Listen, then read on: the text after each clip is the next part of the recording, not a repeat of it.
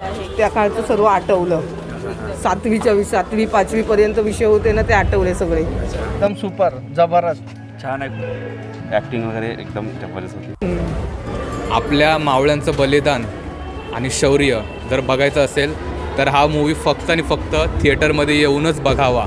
पावनखिंडीमध्ये नेमकं काय घडलं होतं इतिहासामध्ये वाचण्यासारखं सोपं असं वाटते, परंतु बघितलंच पाहिजे. मुलांनी, तरुणांनी आणि शिवसैनिकांनी पण बघितलं पाहिजे. खरोखरच शिवजयंती असताना आम्हाला पिक्चर बघायला मिळाला.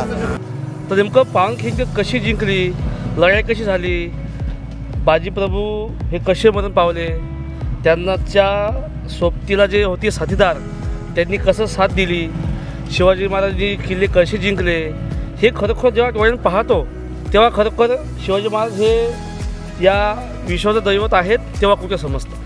सर्वांनी म्हणजे विथ फॅमिलीसोबत पाहण्यासारखा पिक्चर की ज्यांना इतिहास माहीत नाही त्यांना इतिहासाची सगळी म्हणजे माहिती या पिक्चराच्या माध्यमातून होते. खऱ्या अर्थाने जो इतिहास आजपर्यंत मराठी माणसापासून लपवण्यात आला तो या पिक्चरातून दिसून आला. म्हणजे अक्षरशः डोळ्यामध्ये पाणी येते जेव्हा इतिहास वाचतो आपण, आणि पाहिल्यानंतर खरंच रडू आलं की ज्यांनी शिवाजी महाराजांसाठी आपल्या जीवाचे प्राण देताना एक तीळ मात्रही संशय नाही केला अशी लोक त्या काळात होती.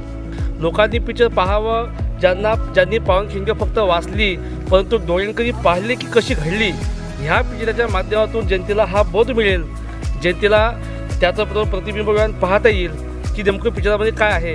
आणि खरोखर तो पिक्चर पाहिल्यावर असं वाटते की खरोखर एक पावनखिंडी होती जी शिवाजी महाराज जिंकली होती. 5 पैकी किती स्टार देणार? 4.5. 5 पैकी 5. 5 पैकी 5 स्टार दिला. 5 पैकी 5 पैकी 5.